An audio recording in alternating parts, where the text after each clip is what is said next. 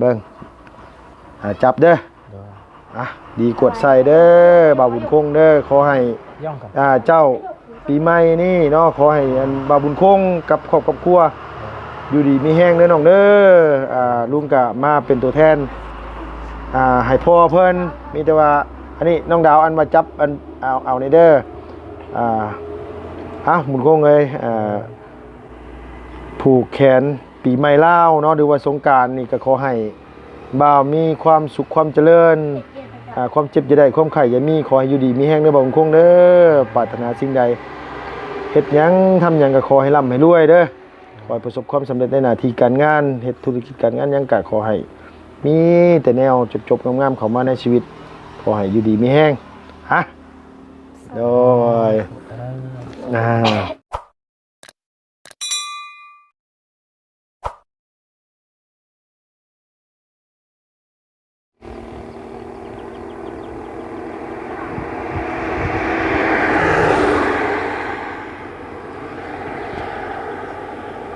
น้องพี่น้องเปิดคลิปมาตอนนี้ก็อยู่เส้นทางเลขเก้าน้องพี่น้องสวรรค์ละวาวพี่น้องเอ้ยเส้นทางเลขเก้าเฮานี่ก็จากเมืองสอนเขตหรือว่าเมืองไกรสอนพรหมิหารเฮานี่แหละน้องพี่น้องไปฮอดเมืองละวาวอยู่ประเทศเวียดนามพี่น้องเอ้ยเปิดคลิปมามื้อนี้ก็คือได้เว้าได้ว่ากันไว้น้องพี่น้องเมื่อวานนี่พี่น้องเอ้ยได้มาแจ้งทางบ่าวบุญคงแล้วก็น้องดาวน้องไส้เฮาให้หาฝ่ายผูกแขนมาผูกคอต่อแขนตอนรับปีใหม่ลาวเนาะพี่น้องเป็นตัวแทนทางพ่อเพิ่นอยู่ทางต่างประเทศพี่น้องเอ้ยเพิ่นก็ฝากเงินมาให้ลุงผูกแขนลูกหลานนี่แหละเพิ่นซั่นว่าเอาใส่ขันผูกแขนตอนรับปีใหม่ลาวเด้อลูกเด้อเพิ่นซั่นว่าเนาะพี่น้องอันนี้ก็ลุงก็บ่ได้มาเมื่อวานมันค่ำแล้วก็เลยแวะเวียนมามื้อนี้พี่น้องเอ้ยจังได๋ลุงก็ต้องสบายดีพ่อแม่พี่น้องเบิดสุขุสุขคนเนาะพี่น้องระหว่างในแล้วก็ต่างประเทศพี่น้องเอ้ยที่เข้ามารับมาชมช่องของลุงเฮิม Channel คือเก่าคือเดิมขอให้พี่ขอให้น้องจงอยู่ดีมีแห้งความเจ็บจะได้ความไข่อย่ามีเด้อเพียงเด้อเข้ามาเบิ่งช่องของลุงเฮิม Channel มื้อนี้ก็อยู่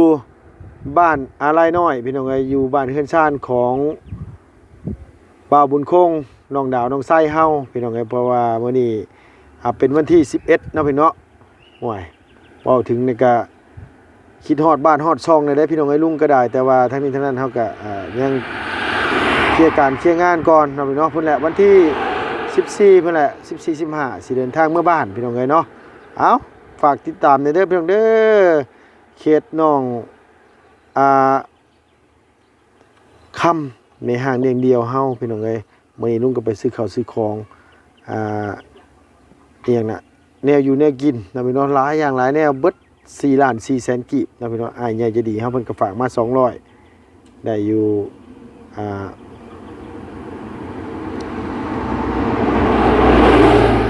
2 ล้านกับแสนกว่ากีบนี่แหละพี่น้องเอ้ยเนาะบ่ฮอดนี่ซ้ำแต่ว่าลุงรายเป็น200,000เลยซะว่ามือขึ้นมือลงเนาะตัวอย่างมือที่ว่าเอาเงินทางพ่อเพิ่นมาเมื่อนั้นก็อันนี้เนี่ยได้100นึงน่ะ1,000กับบ่แม่น2 ล้านกับ24,000กีบพี่น้องเอ้ย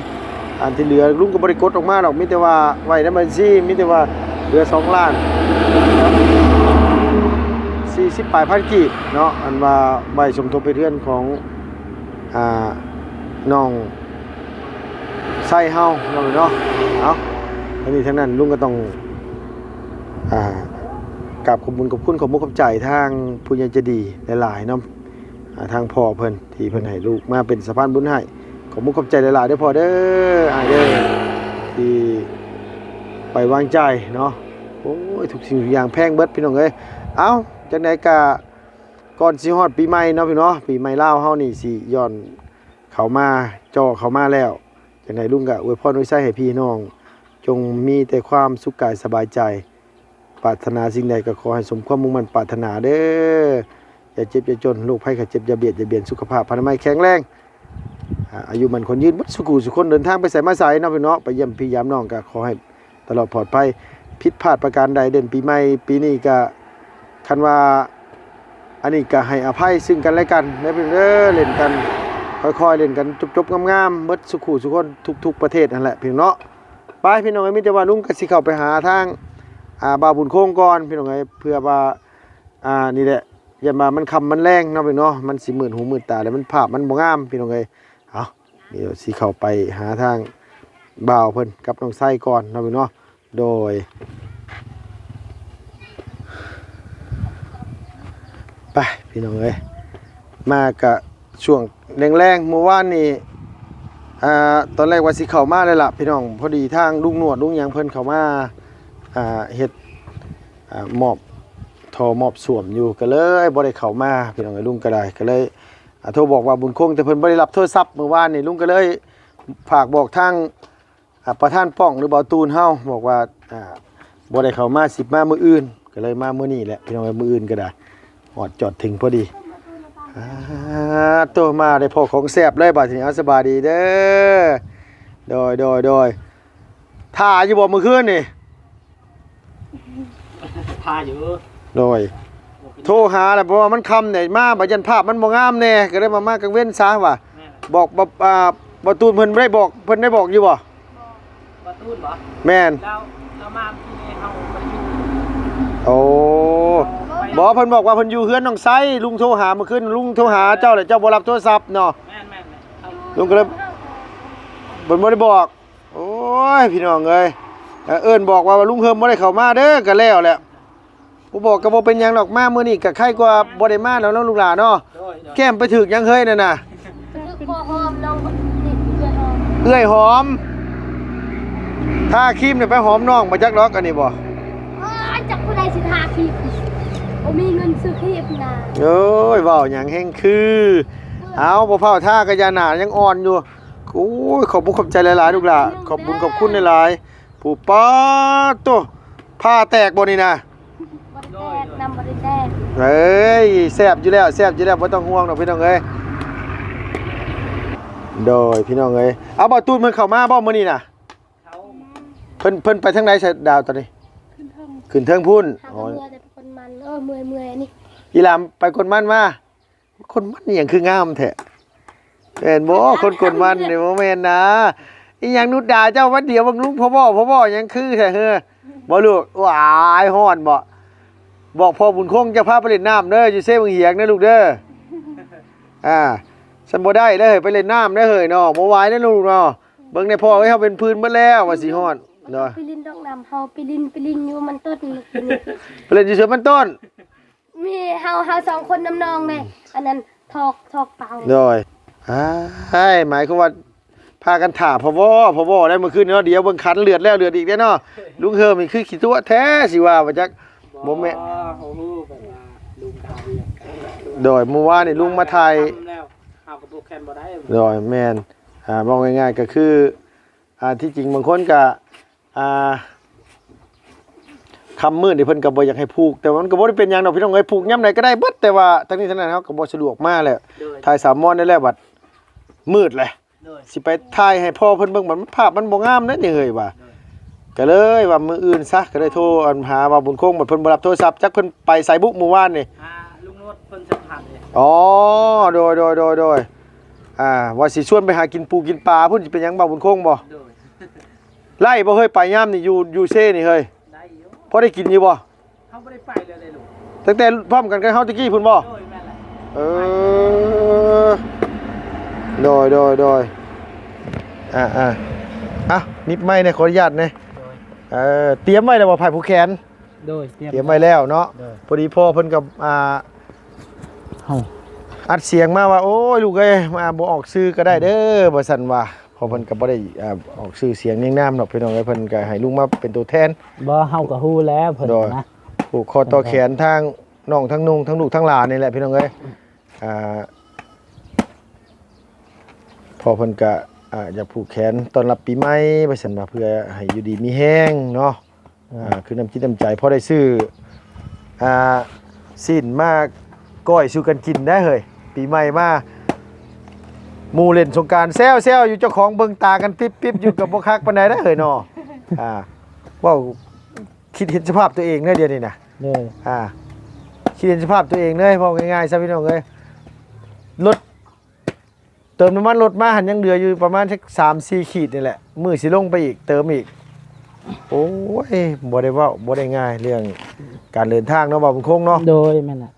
การรถบ่มีหนังสือคือว่าบุญคงนี่ก็แฮงอุกขี่คือเมื่อวานนี่แหละ เว้าจากใจจริงเนี่ยที่จริงมันก็พออันนี้อยู่ได้พี่น้องเว้าถึงนะแบบว่าคือแบบว่าเพิ่นปรับเพิ่นใหม่นี่ก็จักเข้าสิว่านี่ได้เนาะบ่าวบุญคงเนาะเถียงเพิ่นบ่ได้ตอนนี้พี่น้องเอ้ย โดยแม่นล่ะ แต่ว่าบ่อยากพ่อเรื่อยไปไหนได้เฮาแต่ว่าโดนๆเพิ่นมาตั้งเทื่อพี่น้องเอ้ย2 เทื่อเลยบ่ว่ามันคงเจ้ารถคันนี่ 2เทื่อแล้ว 2 เทื่อแล้วเอา มื้อหน้าเฮาฉลาดอีกลุงเอ้ย นะ มื้อหน้าเฮาฉลาดอีกเห็นด่านแล้วเฮาก็บ่ไป แม่นบ่ไปมื้อหน้าน่ะ โดย เลี้ยวรถพอเข้าป่าทั้งนั้นเข้ารถแวะซื้อน้ำซื้อไหนแล้วก็กลับมาจังไดก็ให้เพิ่นกล้าว่าเพิ่นเลิกแล้วพักเที่ยงนี่ 11:00 นก็จัง 11:00 นจังไป โดยแม่น สิเฮ็ดอันนั้นอีกแล้ว เอาเฮ็ดได้ซะเฮาบ่มีหนังสือก็เงินก็บ่มีนี่แหละพี่น้องเอ้ยบ่แม่นจังดอกบ่มีแต่หนังสืออย่างเดียวบ่พอนะเงินก็บ่มีนี่แหละเนาะน้อยแต่เป็นแห้งนักเด้อดาวเอ้ยเฮาไปใส่บ่เป็นแล้วมีแต่ละมื้อสิไปชงเข้าผัวอยู่เซปูนอีกแล้วตำเจ้าหน้าที่ตำรวจไปแห้งเลยบ่ไหวตัวนั้นบ่เอาเนาะเอาพี่น้องเอ้ยนี่ก็เพิ่นมะพร้าวมาแต่ไสเฮ้ยนี่น่ะ มะพร้าวมาแต่โพ่นต้นพุ่นน่ะ อยู่สวน นี่เนี่ย อ๋อนึกว่าอยู่สวนพุ่นนะป๊าโตสะดอกสิไปอันว่าอันนี้มันแต่ไสก็สะดอก จั ว่า งโต๊ะกัน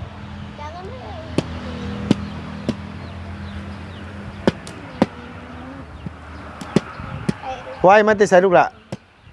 มันแต่ไส มาแต่คนมันมัดเฮา ไปกดมันบ่มื้อนี้ 3คนพอลูกไปมัดแต่แม่เพิ่นแม่บ่สบาย แม่บ่สบายติดาวเป็นหยังเฮ้ยน้อง เมื่อวานเนี่ยไข่แตกเลย วานไข่แตกอีก ไปซอย ไปเล่นนุ่นดาเนาะเอื้อยเศร้าเป็นย่าหาแต่เศร้าเป็นรูปแม่มาไข่แตกเอา ไข่ มาแต่พอดีเฮาไปห้องหมอมาไปห้องหมออยู่บันดง ไปหาหมออยู่บ้านดงบ่ โดย ปันมาพาดวงดาวนี่ว่าไปนะ โดยนั่นน่ะ โดยไปกลมันเนาะน้อง คน ๆ มันบัดนี้ มันน่ะมันเจ้าเองบ่บุญคง บ่มันเอื้อยอยู่พุ่นอยู่บ้านอดอนพุ่น อ๋อ ไปซอยเพิ่นน่ะนะ โดยไปซอยกัน โดย ไปเอาแห้งกันเนาะ โดย บ่ได้ก็คิดยากอยู่ได้บ่บุญคงไอ้ป่านั่นนะ โดย เนาะ ไปมีนะเนาะมีเวลาไปเนาะ โดยไปมีมือล่ามมื้อน่ะไปหาปลาพี่น้องก็ไปตีมอง อยู่บ้านกุ๊กคือเก่าแล้วว่ะ โดยแม่นน่ะ ไปกุ๊กเพิ่นเล่นจังคักเนาะ โดยอยู่หั่นไทยอยู่ไป บ่ได้กินอยู่พุ่น เที่ยว เนาะ เฮานี่โดย คุณแม่ตาทะเลบ่มีแล้วพวกปลาอะไรๆ แต่นี่บ่พอสิได้เนาะ มาลุงเขาเฮ็ดให้ อย่าฟ้าวคุยกันก่อน โดย โดยก่อนสิขึ้นรถขึ้นล่างก่อนจะกินเฮ้ย โดย เห็นว่าก็ได้ มันเย็นๆนะลุง โดยอันนี้ยังบ่ทันได้ผูกคอต่อแขนยังบ่ได้อันว่าอวยพรเอาใช้ให้น้องให้นุ่งสิกินเอาแหละ โดย กินอิ่มแล้วมันไปบ่เป็นเด้อเฮ้ยคนเฮามันอยากนอนได้เฮ็ดหยังก็ได้จังน้อยๆก็ผูกคอต่อแขนก่อนแม่ป้าบ่ได้สอนพักคิดหยังดอกพี่น้องสอนพักขี้เล็กทางแม่น้องนี่ว่าคัน เอาหยังลุง ฮะ เอาหยังไข่ก็ได้บ่ โดยไข่ก็ได้บ่มีไข่ก็มีแต่อันนี้ก็ได้ดอกน้องเอ้ยมีแต่อันข้าวก็ได้ข้าวเหนียวนี่แหละ โดย ปั้นใส่พอได้ใส่มือเอาแล้วก็มีเงินนั่นแหละสิมีหยังคันว่าบ่ต้องไก่ก็ได้ดอกโอ้คันให้เอาลูกก็อยากเอาเป็ดพุ่นแล้วพี่น้องเอ้ยมาปิ้ง กันว่าเพิ่นฟื้นมาเอาเนาะโยเอาแนวมันคักก่อนปีใหม่พุ่นแหละคันสิเอากระป๋อมบัด FC บัดดาบัดที่นี่บ่ได้พี่น้องเนาะบ้านเพิ่นมันชัดคุ้มครองอยู่ลาวเฮาไผสิคุ้มครองเนาะบุญคงเนาะ โดย ยากก็หากินพี่น้องเอ้ยโดนๆกินเทื่อเฮาก็บ่ได้กินซุมื้อดอกเว้าง่ายๆซะเมื่อวานลุงหนวดเพิ่นอันว่าอีหยังมามอบท่อซะบ่หรือว่าจังได โดยแม่นล่ะกับเล็กนี่ โดยไม่นี่จักสิราสิเอาได้ใดพี่น้องเนาะบ่รู้ว่าเพิ่นสิสั่งมาบ่มันยังเหลือหยังแน่คือเราบ่รู้ว่าเราเหลือเงินเท่าไหร่เพิ่นแจ้งอยู่ว่าเพิ่นเหลือเท่าไหร่บ่เพิ่นคง บ่ได้แจ้งเพิ่นยังบ่ได้แจ้งว่า ไปแจ้งทราบ โดยมีแต่ว่าเพิ่นชื่ออันนี้ล่ะ ชื่อท่อนี่ โดยชื่อท่อ สร้างเพิ่นกับผู้ใดหลังปีใหม่เพิ่นได้เพิ่นเฮ็ดมาเฮ็ดเนาะ โดยแม่นน่ะ คิดว่าพี่น้องเอ้ย ตอนปีใหม่นี่เพิ่นก็พักคือกันแหล้ว โดยบอกว่าเพิ่นว่าโตเนาะ แม่น โอ้ยโดนมวนเทื่อ ประมาณวันที่18บ่17นี่แหละประมาณนั้นแหละนะ พูดแล้วพอดีแต่ลุงขึ้นมาพอดีช่วงนั้นพี่น้องเอ้ย วันที่ย่างลุงเมื่อครับ ว่าสิเมื่อวันที่14น้องเอ้ย เด้อ ว่าสิ14ประมาณ14นี่แหละคันมาเมื่อบ่ได้กับวันที่14 โดย เว้าบ่ได้แวะมาหาเจ้าโดดเจ้าผ้าม่วนนี่ก็ม่วนคือกันได้ลุงก็ได้ โดย วันที่14สิไปสงน้ำพระไปให้รดน้ำรดลำนางนี่แหละ โดย ให้อยู่ดีมีแห้งให้บ่ให้มันอันนี้นี่แหละขี่เพิ่นมาหลายปีแล้ว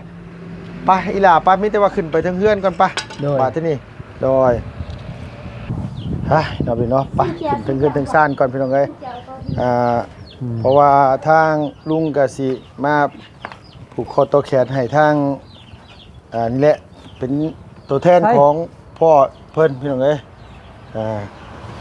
คือว่าอันนั้นดาแดด บ่ใส่ก็ได้ลูกหล่ะผ้าขวัญบ่ใส่ก็ยา บ่ใช่ก็ย่าได้ บ่ใส่ก็ได้ลูกหล่ะเอ้ยเอาใส่แต่จานกับข้าวเหนียวแล้วก็ผัดผู้แขน ใช่ก็ย่า กับเงินนั่นแหละ โดย พอได้ซื้อแนวอยู่แนวกินมาสู่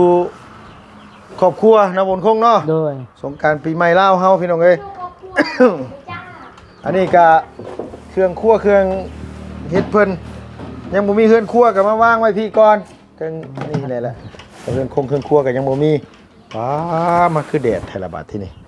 เอาคักอีดอกได้อีดอกเนาะ เด็ดดี แดดอ่อนนั่นละแดดอ่อนนั่นละแดดอ่อนนี่คักพี่น้องเอ้ยคันแดดแก่ๆนี่ก็จะว่าแต่แดดทอพี่น้องเนาะแนวอื่นก็คือกันนั่นแหละคันอันนี้มันก็บ่คักปานใดเด้ตัวนี้ก็โดยมาพี่น้องเอ้ยใส่ล้างจานผ่ายผูกแขนเฮา ใส่ดาเอานี่ เอาจานพุ่นก็ได้นั่นน่ะโดยเอาผ่ายผูกแขนใส่เอาไข่ใส่แล้วก็ข้าวเหนียวใส่โดย บ่เสียงบ่เสียงอาจารย์เรา โอ้อาจารย์เล่า บอลาสตูดิโอ มาเลยพี่น้อง ลายโพด ทางอาจารย์เล่า ลายโพดเนาะลุง โอ้ยเอาบ่ต้องหลายก็ได้3-4 เซน4-5 เซนที่ว่าครอบครัวเจ้านี่แหละ ประมาณนี้ พวกให้ลุงนี่แหละดักเก้ไว้ให้ชัดวิทยาเก่งกันนอน โอ้จับหนีเลยบ่ได้เด้อเฮ้ยจับหนีเลยหั่นโดยผูกคนสุดท้ายดอกให้เพิ่นเอาไปเลยใครนี่คันว่าอันนี้ก็ได้เนาะพี่น้องมีแต่ว่าลุงสิมามาผูกคอต่อแขนเป็นตัวแทนของทพเพิ่นเนาะพี่น้องเพิ่นก็อยู่ทั้งต่างประเทศเพิ่นแหละมีแต่ว่ามาดาวนั่งเข้าไปนั่งผู้ใดนั่งทั้งพุ่นก็ได้โดย เต้ยดาวเนี่ยตอนนั่งที่ไหน โดย เคยน้อยชักด้วยนะลุง ได้แล้วหันได้มันถั่วน้อยถั่วใหญ่ก็ได้คือกันได้เบิดเฮาเฮ็ดผูกแบบง่ายๆพี่น้องเอ้ยผูกให้อยู่ดีมีแห้งปีใหม่ลาวเฮานั่นแหละใช่หั่นแหละมาอันว่าเอาจานมาพี่น้องลุงเอาเงินใส่ก่อนโอ้บ่เงินเจ้าบ่ใส่ เงินบาทเงินบาทโตไอเชียให้ตัว โดยอันนี้เป็นเงินทางอันพอจะดีเพิ่นเด้อเพิ่นเด้อ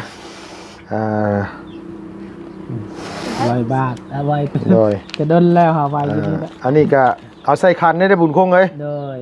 โอ้คือหลายแท้พี่น้องเนาะ จักรล้านดู อยู่ในนี่แหละ100นึงโดยอันนี้ก็โอ้ไป50ล่ะเอ้ยลูกเอ้ยไผอยากได้หลายก็ได้ไปเอาไว้50เด้อไผอยากได้น้อยก็เอาใบแสนใบ50ก็สิได้ลื่นกันอยู่โอ้5ใบ10ใบเพิ่นได้เพิ่นเนาะมีแต่ว่าเอาบุญคงมาพี่เจ้ามาบุญคงมาโดยอันนี้ก็คือเป็นตัวแทนของพ่อเพิ่นอยู่ทางต่างประเทศเด้อเพิ่นเด้อพ่อเพิ่นก็อยากให้ลุงมาผูกคอต่อแขนให้ทั้งน้องทั้งนุ่งว่าซั่นว่าโอ้ยเนาะ ข้าวเหนียวติ้งไว้ก่อนก็ได้แป๊บหนึงมาเอามีแต่ว่าความลงก่อนเนาะ โดย ผู้ถาวรเฮาเฉพาะจับน้องละอันนี้คือเพิ่นเอาความชั่วความร้ายออกก่อนจังเอาความดีเข้าไปได้จังจับบาดทีนี้เอาให้กวดนี้ให้กวดนี้เด้อความทุกข์ความยากความลำบากที่ผ่านมาก็ขอให้ไหลไปไหลออกจากชีวิตแนวเจ็บแนวเป็นเอ็นอุ่นเอาง่ายมือขึ้นบาดทีนี้เบิ่งจับเด้อดีกดใส่เด้อบาวบุญคงเด้อขอให้ ย่องกับ เจ้าปีใหม่นี่เนาะขอให้อันบาวบุญคงกับครอบครัวอยู่ดีมีแห้งเด้อน้องเด้อลุงก็มาเป็นตัวแทนให้พ่อเพิ่นมีแต่ว่าอันนี้น้องดาวอันมาจับอันเอาในเด้อบุญคงเลยผูกแขนปีใหม่ลาวเนาะหรือว่าสงกรานต์นี่ก็ขอให้บ่าวมีความสุขความเจริญความเจ็บจะได้ความไข่อย่ามีขอให้อยู่ดีมีแห้งเด้อบ่าวคงเด้อปรารถนาสิ่งใดเฮ็ดหยังทำหยังก็ขอให้ร่ำให้รวยเด้อขอให้ประสบความสำเร็จในหน้าที่การงานเฮ็ดธุรกิจการงานหยังก็ขอให้มีแต่แนวจบๆงามๆเข้ามาในชีวิตขอให้อยู่ดีมีแห้งโดยเอาไล่ตามอันนี้ไปเลยเนาะผูกพ่อแล้วก็ผูกแม่บาดทีนี้เดี๋ยวยังอันว่ามาต่อไปพี่ทั้งนี้มาน้องหนามาเอาดาวให้กวดนี้เด้อน้องเด้อให้กวดนี้เจ็บเป็นเอ็นอุ่นอยู่กับขอให้มันตกเหี่ยเสียหายไปเนี่ยมันบ่จบบ่งามเนาะหงายมือขึ้นบาดทีน้องจับใส่บาดทีเนาะอันนี้ก็บ่ได้มีหยังหลายหรอกพี่น้องเอ้ยเพิ่นอันนี้ทั้งพ่อทั้งแม่เพิ่นเอาดาวอันว่ามาไกลบ้านไกลเมืองปีใหม่ปีนี้ลุงก็เป็นตัวแทนของพ่อเพิ่นผูกคอตัวแขนให้เด้อน้องเด้อให้ขวัญเจ้ามาอยู่เฮือนอยู่ซ่านอยู่น้ำลูกน้ำเต้าอยู่น้ำลูกน้ำผัวนี่แหละผูกแขนปีใหม่ลาวเฮาขอให้น้องสุขภาพแข็งแรงขออายุมั่นขวัญยืนปรารถนาสิ่งใดก็ขอให้ตัวร่ำตัวรวยความเจ็บจะได้ความไข่อย่ามีเฮ็ดหยังทำหยังเลี้ยงลูกเลี้ยงเต้าก็ขอให้เลี้ยงง่ายโรคภัยไข้เจ็บอย่าเบียดอย่าเบียนขอสุขภาพแข็งแรงด้วยน้องเด้อเอาเฮงๆปังๆลำๆในรวยด้วยน้องเด้อเอาน้องเอ้ยหน่อยโดยผูกคนน้อยนึงโดยบ่เจ้าก่อนเดี๋ยวจังพูดนิดหน่อยนั้นตามหลังจะได้กินไข่ต้มไปเลยพูดนิดหน่อยนะตอนแรกว่าสิผูกไว้เลยตามหลังบ่แม่นแล้วมาเลยจับหนีเลยเมื่อกี้นี่นะไว้เนาะจังแวงกันกับน้องคนละครึ่งเนาะมาลูกละบ่พาวหงายความลงก่อนโดยใส่เลยให้กดนี้ล่ะเนาะสิ่งที่เนี่ยมันบ่ดีอยู่ในตนในโตขอให้มันดุดมันพ้นปีใหม่สิมาฮอดนี่ก็ขอให้นี่มาดิมาหงายมือขึ้นเอาจับเข้าไปลูกละเอาใส่ลุงกะมาผูกคอต่อแขนให้ลูกให้หลานเด้อเอาให้ขอให้เจ้ามีแต่ความสุขกายสบายใจความดีความงามขอให้เข้ามาต่อชีวิตอีละอันนี้ก็ผูกแขนปีใหม่เด้อลูกเด้อลุงก็เป็นตัวแทนของทางพ่อใหญ่ใจดีเพิ่นอยู่ทางต่างประเทศเพิ่นก็ให้ลุงมาผูกคอตัวแขนให้ทางอีละเนาะขอให้เจ้าอยู่ดีมีแห้งอย่าเจ็บอย่าจนลำในรวยเด้อลูกเด้อเรียนกับเก่งๆสุขภาพแข็งแรงสุขภาพแข็งแรงนี่แหละสำคัญสุดละเนาะลำในรวยลูกละยังไงโดยสาธุน้ำกับน้ำเปล่าน้ำเย็นๆใช่แหละพี่น้องเอ้ยบ่ต้องอย่างมันจะมีความจริงใจน้ำบงน้ำหวานแหละกินเข้าไปแล้วขี้มูกไหลเนาะมาล่ะมาลูกหลานมาโดยไว้เอ้ยสิ่งบดีบ่งามให้ไหลนี้ตกหนีเด้อลูกเด้อเอาไปเข้ามาบาดนี้หงายมือขึ้นบาดที่นี่จับไส้ลูกล่ะอายุละแล้วถ้วยไว้เอ้ยลุงกับผูกคอต่อแขนให้ปีใหม่ผ้าใหม่แล้วลูกเด้อปีใหม่ลาวเฮาขอให้เจ้าสุขภาพพระไม่แข็งแรงนั่นแหละเด้อความเจ็บจะได้ความไข้อย่ามีเด้อลูกเด้ออายุมันขวัญยืนขอให้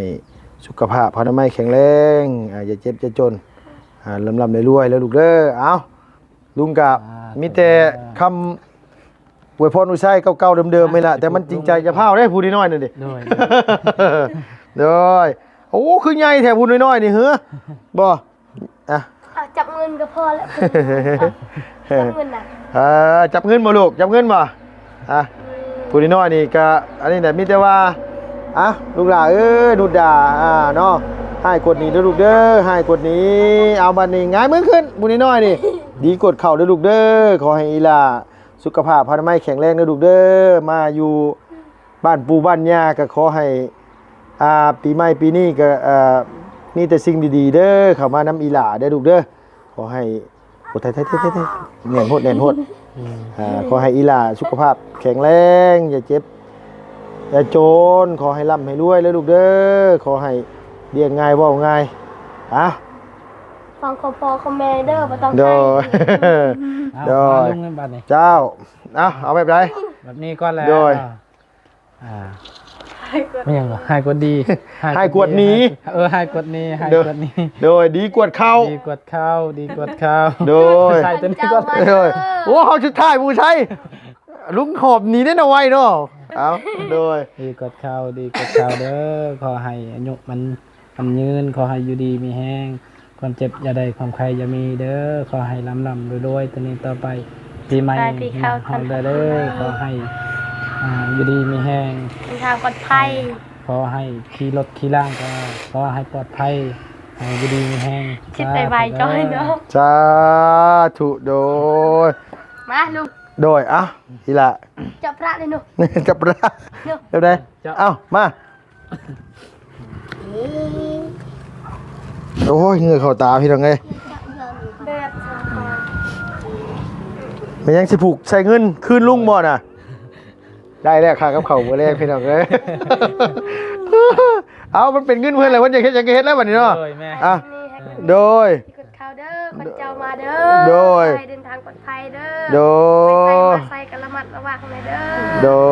ย ดีมีแห้งกระทับ เจ้า คอยกับพวกเราคือกันเลย เอาพอดีงามเลยลูกหลานเนาะเอาจังได๋ก็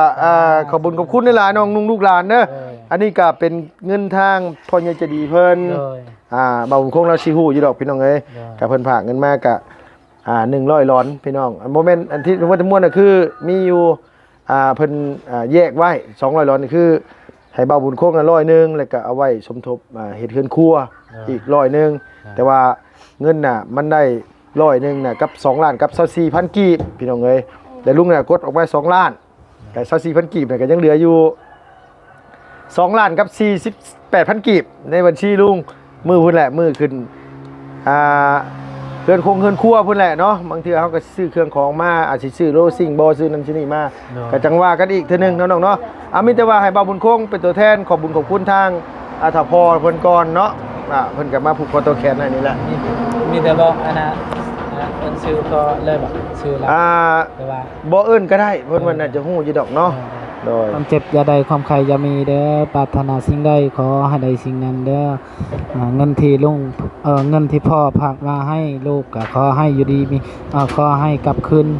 พ่อห้อยเท่าพันเท่าเด้อขอให้สุขกายสบายใจปีใหม่นี้มาฮอดแล้วก็ขอให้อายุมันขวัญยืนเฮงๆปังๆให้ร่ำให้รวยเด้อสาธุ สาธุโด แล้ว ย ก็ขอบใจทางลุงเฮิมที่มาสะพานบุญ โดย ให้ เจ้า ทางครอบครัวน้องแล้วขอให้อยู่ดีมีแฮงเด้อหมดครอบ โด ครัวย แล้วก็ FC หมดสุขุสุคนแล้วขอให้อยู่ดีมีแฮงเด้อ โดยสาธุโอเคเพราะว่าทางอาจารย์ลาบนถ่าอยู่ลุงก็พาไปเนี่ยเด้อน้องเด้อมีแต่ว่าปีใหม่นี่ก็คันลุงบ่ได้เมื่อบ้านก็